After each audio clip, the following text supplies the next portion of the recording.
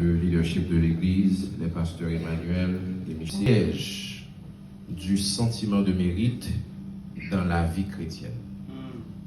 Les pièges du sentiment de mérite dans la vie chrétienne. Il nous arrive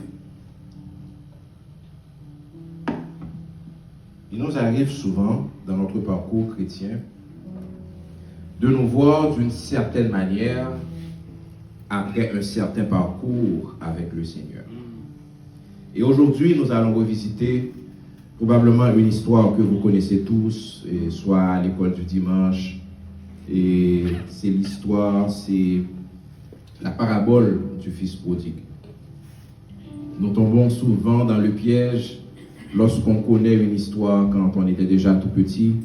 On a souvent l'impression qu'on a déjà fait tout le contour de cette histoire et qu'il n'y a peut-être plus rien à exploiter dans ces histoires. Donc, les textes qui vont nous servir de base aujourd'hui vont être Luc 15, les versets 11 à 32, et un peu plus tard, nous allons voir aussi 2 à 20, les versets 1 à 6, mais avec un focus particulier sur les versets 2 et 3. Donc je reprends pour le texte de base, c'est Luc 15, versets 11 à 32. On va rapidement lire un petit peu pour ceux qui peut-être oublient cette histoire. Est-ce que vous êtes là? Oui. Luc 15, verset 11, il dit encore, « Un homme avait 2 fils. Le plus jeune dit à son père, « Mon père, donne-moi la part de bien qui doit me revenir. » Et le père leur partagea son bien. Peu de jours après, le plus jeune fils, ayant tout ramassé, partit pour un pays éloigné, où il dissipa son bien en vivant dans la débauche. Lorsqu'il eut tout dépensé, une grande famine survint dans ce pays, et il commença à se trouver dans le besoin. Il alla se mettre au service d'un des habitants du pays, qu'il envoya dans ses champs garder les pourceaux. Il aurait bien voulu se rassasier des carouges que mangeaient les pourceaux, mais personne ne lui en donnait.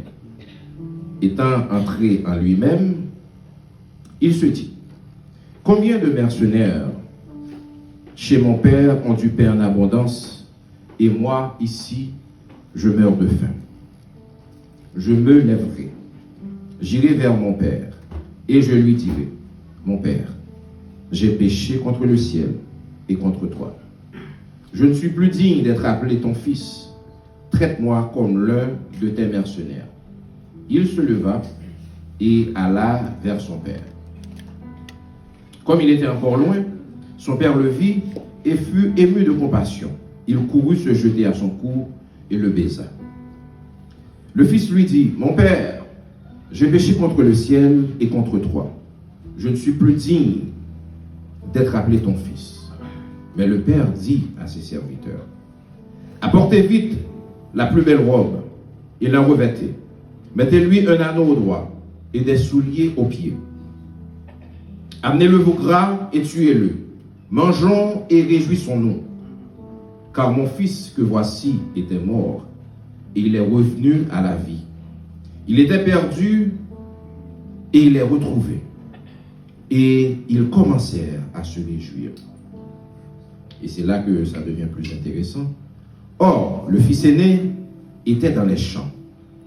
Lorsqu'il revint et approcha de la maison, il entendit la musique et les danses. Il appela un des serviteurs et lui demanda ce que c'était. Ce serviteur lui dit, « Ton frère est de retour. Et parce qu'il l'a retrouvé en bonne santé, ton père a tué le veau gras. » Il se mit en colère et ne voulut pas entrer. Son père sortit et le pria d'entrer. Mais il répondit à son père, « Voici, il y a tant d'années que je te sers, sans avoir jamais transgressé tes ordres, et jamais tu ne m'as donné un chevreau pour que je me réjouisse avec mes amis. Et quand ton fils est arrivé, celui qui a mangé ton bien avec des prostituées, c'est pour lui que tu as tué le veau gras. Mon enfant, lui dit le père, tu es toujours avec moi, et tout ce que j'ai est à toi. Mais il fallait bien s'égayer et se réjouir, parce que ton frère que voici était mort, et qu'il est revenu à la vie, et parce qu'il était perdu, et qu'il est retrouvé. Amen, amen, amen. Que voyons-nous dans cette histoire? Nous voyons un père qui a 2 enfants, et le cadet, peut-être dans un élan d'immaturité, dans un élan de jeunesse, il réclamait, bien avant la mort de son père, la part de bien qui devait lui revenir. Son père lui céda son bien, il partit dans un pays éloigné, il a dissipé son bien, et à un certain moment, il y avait une disette qui a frappé le pays où il était, et il est rentré en lui-même, et il a dit, regarde comme je souffre ici, et chez mon père, les mercenaires ont du pain en abondance. Il s'est dépouillé de son orgueil, et il a dit, je vais vers mon père, je vais confesser mon péché, je vais lui dire que j'ai péché contre lui et contre le ciel, je ne suis plus digne d'appeler son fils, mais engage-moi comme un de tes serviteurs. Parce que cette histoire nous est familière, il se pourrait que cette force, cette humilité qui se dégage à travers cette confession nous échappe. Mais il ne s'est pas contenté de se dire en lui-même, mais il s'est engagé à se rendre chez son père, et il s'est effectivement rendu auprès de son père pour solliciter son pardon. Mais ce que nous pouvons comprendre aussi dans cette histoire, c'est que le fils connaissait le cœur de son père. Il savait que, une fois qu'il confessait son péché, son père allait lui pardonner. Autrement, il ne se serait pas donné la peine de se rendre auprès de son père. Donc il connaissait le cœur de son père, et il connaissait tout l'amour que son père avait dans son cœur pour lui. Il se rend chez son père. Mais l'objectif de cette méditation n'est pas de revoir, parce que je pense que ça a été fait souvent, et de revoir l'attitude du cadet, mais de voir le comportement de l'aîné. Ce qui attire mon attention, c'est que dans un premier temps, on nous dit que l'aîné n'était pas dans la maison, il était dans les champs. Et je ne peux m'empêcher de faire une certaine analogie avec l'histoire de Marthe et de Marie, les sœurs de Lazare. Marie était auprès du Seigneur.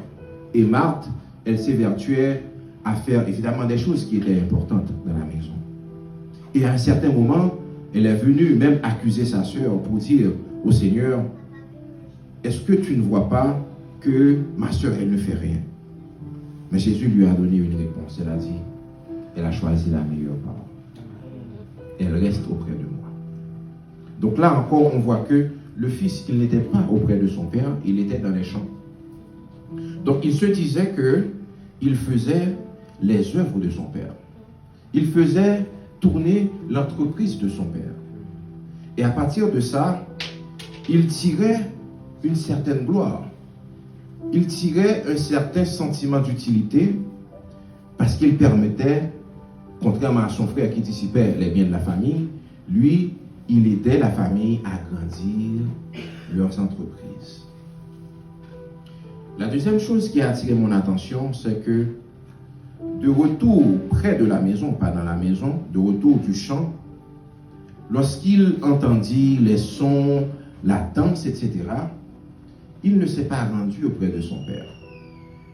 Il a appelé un serviteur pour demander qu'est-ce qui se passe.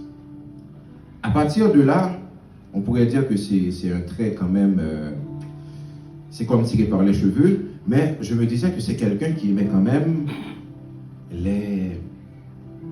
Comment est-ce que vous appelez ça? Et quelqu'un qui aime rapporter des choses. Pourquoi n'allez pas à la source? Pourquoi ne pas se rendre à la maison? On est le fils. Pourquoi ne pas se rendre auprès du Père pour dire qu'est-ce qui se passe? Donc c'est quelqu'un qui aimait le colportage, qui aimait qu'on rapporte des choses. C'est quelqu'un qui était dans la médisance. Il a demandé à un serviteur. Et lorsqu'il a appris ce qui s'était passé, que son frère était revenu, il n'est pas content d'avoir retrouvé son frère. Il s'est mis en colère contre son père. Et j'identifie dans les églises chrétiennes quelques éléments de ce comportement. Certaines fois, lorsque Dieu a fait un certain parcours avec nous, nous avons tendance à nous ériger en censeurs de la morale chrétienne. Nous avons tendance à nous ériger en censeurs de la sanctification chrétienne. Nous ne sommes plus dans l'aide fraternelle. Nous ne sommes plus dans le soutien mutuel. Nous sommes plutôt dans le jugement. Nous sommes comme des scanners. Nous sommes à l'église et nous scannons les comportements pour détecter, des fois, pas même les éléments probants concrets de péché, mais les tendances, les propensions au péché. Et nous jugeons, comme les pharisiens. Nous nous imposons comme des conseillers de Dieu. Mais ce matin, je suis venu vous dire que Dieu nous a sauvés par grâce, afin que personne ne se glorifie. Ce matin, je suis venu vous dire que quand on se parle de ce sentiment de mérite, on fait plutôt appel au jugement de Dieu. Et personne n'est juste par lui-même. Nous avons tous été justifiés par le sacrifice de Jésus. Si l'on pouvait se sauver soi-même, si l'on pouvait, à partir de ses bonnes œuvres, mériter le royaume de Dieu, Jésus ne serait pas venu. Jésus ne se serait pas sacrifié. On n'aurait pas le Nouveau Testament, la loi suffirait. Mais parce que la loi n'a pas suffi, parce que les sacrifices des animaux n'ont pas suffi, Dieu, dans son amour infini, a envoyé son Fils, Jésus-Christ, pour nous sauver. Et nous devons nous rappeler, tout au long de notre parcours chrétien, que tout ce que nous avons, nous les avons reçus de Dieu. Amen. Et parce que nous les avons reçus, nous n'avons aucun sujet de nous glorifier. Parce que, comme la Bible dit, quand nous commençons à avoir ce sentiment de mérite, Dieu résiste. Dieu résiste parce que c'est comme si nous disons à Dieu que on pouvait réussir. Ce n'était pas nécessaire d'envoyer Jésus. Son sacrifice, je ne le reconnais pas dans son sacrifice. Et ça, c'est la plus grande offense. Maintenant, on voit aussi que la repentance attire la compassion. Pas seulement de Dieu, mais des hommes. Regarde le comportement du Père. Le fait que son fils s'est repenti, il lui a donné une nouvelle alliance, une bague qui symbolise une nouvelle alliance, de nouveaux habits. Et ils ont festoyé pour célébrer le retour à la vie, parce qu'il a assimilé le départ de son fils à la mort. Parce que son départ avait deux portées. Avait une portée physique, mais avait aussi une portée spirituelle. Avait aussi une portée spirituelle. Et la portée spirituelle, elle était encore plus importante. Parce qu'un père qui perd un fils, vous ne vous imaginez pas cette douleur. Et c'est cette douleur que ressent Dieu à chaque fois qu'on lui tourne le dos. À chaque fois qu'on lui dit, je n'ai pas besoin de ton aide parce que je connais le chemin. mais qui est l'architecte de nos vies. C'est Dieu. En Jérémie 29, verset 11, qu'est-ce qu'il a dit? Il a dit, je connais les projets que j'ai formés sur vous, projets de paix et non de malheur, afin de vous donner un avenir et de l'espérance. Donc, ça nous amène à considérer le plan parfait que Dieu a pour nous. Mais en même temps que Dieu a ce plan parfait pour nous, Dieu nous a créés à son image et à sa ressemblance. Ça veut dire quoi? Ça veut dire que nous avons le libre arbitre. Nous avons le choix d'accepter le plan parfait de Dieu ou de nous départir de Dieu et de frayer notre propre chemin. Mais que dit la Bible? Toute la sagesse de l'homme est folie. Telle voie paraît droit à un homme, mais son issue mène où? Mène à la mort. Et c'est ce que le jeune a réalisé par la force des expériences. Mais pourquoi Dieu nous raconte cette histoire dans la Bible? C'est pour nous éviter de reproduire les mêmes erreurs. C'est, comme la Bible dit, toute écriture est inspirée de Dieu et est utile pourquoi? Pour enseigner. Donc toutes ces histoires, elles ont été rapportées dans la Bible pour nous enseigner et pour nous porter à être dans cette position de totale soumission par rapport à Dieu. Amen. Dans cette position de totale dépendance, dans cette position de dire que nous ne sommes qu'un élément infime dans un ensemble beaucoup plus grand.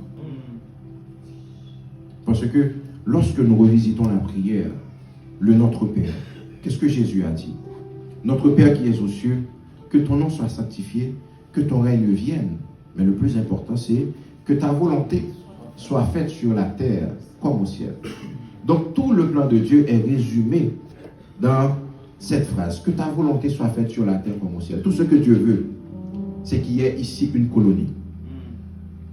Une colonie où ses enfants règnent, mais règnent en fonction de quoi? En fonction de ses principes et en fonction de ses valeurs. Amen. Et c'est pour ça qu'il met à notre disposition le Saint-Esprit. Parce que c'est le Saint-Esprit qui transmet à nos âmes la volonté du ciel. Amen. Parce qu'en réalité, que sommes-nous? Nous sommes des esprits qui habitent un corps. Et ce corps, le lien est fait avec l'esprit à travers nos âmes. Nous savons que dans l'âme, nous avons la volonté, la pensée et les émotions. Et c'est pour ça que toute cette bataille qui se livre dans le monde, elle se livre pour le contrôle de nos âmes. Amen. Et c'est pour ça que l'ennemi utilise tous les moyens à sa disposition, notamment à travers les émotions, à travers des musiques, à travers tout ce qui peut faire appel à nos sens pour faire en sorte que ce corps soit à son service. Pour faire en sorte que nous ne faisons plus la volonté de Dieu sur la terre comme au ciel, mais que nous faisons sa volonté. Et sa volonté, c'est toujours une œuvre de destruction des plans parfaits de Dieu pour nous. En Jean 10, verset 10, il est dit, l'ennemi ne vient que pour dérober, égorger et détruire. Donc, mes bien-aimés, ce matin, je viens vers vous pour vous inviter à vous rappeler que Jésus vous a aimé d'abord. Amen. Amen. Lorsque vous étiez encore des pécheurs, il a donné sa vie pour vous. Maintenant, tout ce qu'il vous demande, c'est en retour de faire en sorte que ce salut soit un chemin de perfectionnement, de sanctification, en attendant notre rappel vers le Père. Amen. Parce qu'il nous a connus d'avance. Parce qu'il nous appelle. Il nous appelle pour nous justifier. Et quand nous serons suffisamment justifiés, c'est lui qui va nous glorifier. Amen. Il n'est pas donné à l'homme de se glorifier lui-même. C'est Dieu qui glorifie. Et Dieu glorifie lorsque nous sommes dans cette position de soumission. Amen. Dans cette position d'humilité où nous reconnaissons que la terre et ce qu'elle renferme, tout appartient à Dieu. Et je vous avais parlé de 2 Rois 20. On va le visiter rapidement. C'est l'histoire d'Ézéchias. Ézéchias est aussi quelqu'un, parce qu'il avait marché pendant un certain moment avec Dieu, il s'est attribué le mérite pour dire que, allons, bon, peut-être certains d'entre vous n'est pas vraiment familier à cette histoire, on va faire une lecture assez rapide de 2 Rois 20. On va lire à partir des versets, on va lire de 1 à 5. Maladie d'Ézéchias. En ce temps-là, Ézéchias fut malade à la mort. Le prophète Ésaïe, fils d'Amoz, vient auprès de lui et lui dit: Ainsi parle l'Éternel. Donne tes ordres à ta maison, car tu vas mourir et tu ne vivras plus. Ézéchias tourna son visage contre le mur et fit cette prière à l'Éternel. Ô Éternel, souviens-toi que j'ai marché devant ta face avec fidélité et intégrité de cœur, et que j'ai fait ce qui est bien à tes yeux. Et Ézéchias répandit d'abondantes larmes. Ô Éternel, souviens-toi, comme si Dieu n'était plus omniscient, comme si Dieu avait oublié, comme si Dieu était ingrat, comme si Dieu était injuste. Souviens-toi que j'ai marché devant ta face avec intégrité et fidélité de cœur. Qui peut par lui-même marcher devant Dieu avec intégrité et fidélité, si ce n'est par la grâce de Dieu? Tout est grâce. Tout est grâce. Ça ne veut pas dire que nous avons la carte blanche pour vivre comme nous voulons, sachant qu'il y a la grâce de Dieu. Non. Nous ne sommes pas là pour gaspiller la grâce de Dieu. Nous sommes là pour marcher en sainteté, pour l'avènement du royaume de Dieu. C'est ce que Dieu attend de nous. Que nous marchons dans l'humilité, que nous sommes en complète dépendance par rapport à son Saint-Esprit, et que nous ne tirons aucune gloire de notre soi-disant sanctification. Parce que Dieu fait tout en tout. Dieu fait tout en tout. Même vivre pour Dieu, c'est une grâce. Et c'est d'ailleurs la plus grande grâce. Parce que personne ne peut venir à Jésus si Dieu ne l'appelle. Personne ne peut connaître qu'il est Dieu, qu'il est saint, si Dieu ne t'a pas connu d'avance, si Dieu ne t'a pas lui-même appelé. On ne vient pas vers Dieu, Dieu vient vers nous. Notre responsabilité, c'est de demeurer auprès de lui lorsqu'il vient vers nous. Comme Jésus a dit, Jérusalem, Jérusalem, si seulement tu avais reconnu le jour de ta visitation. Ma prière pour vous aujourd'hui, c'est que Dieu vous fasse grâce de reconnaître le jour de votre visitation. Et ce jour-là, que vous soyez suffisamment humble pour dire: Seigneur, je suis pécheur. Seigneur, c'est par Jésus-Christ que j'ai été réconcilié avec toi. C'est par Jésus-Christ que j'ai reçu le pouvoir de devenir enfant de Dieu. Et c'est par Jésus-Christ aussi que j'ai reçu ce pouvoir de marcher sur les serpents, sur les scorpions, sur toute la puissance de l'ennemi, et que rien ne peut me nuire. Je prophétise la paix sur vos vies. Amen. Je prophétise l'humilité pour 2025. Amen. Et je prie Dieu qu'il vous élève. Amen. Jusqu'où lui seul peut élever. Amen. Que Dieu vous bénisse.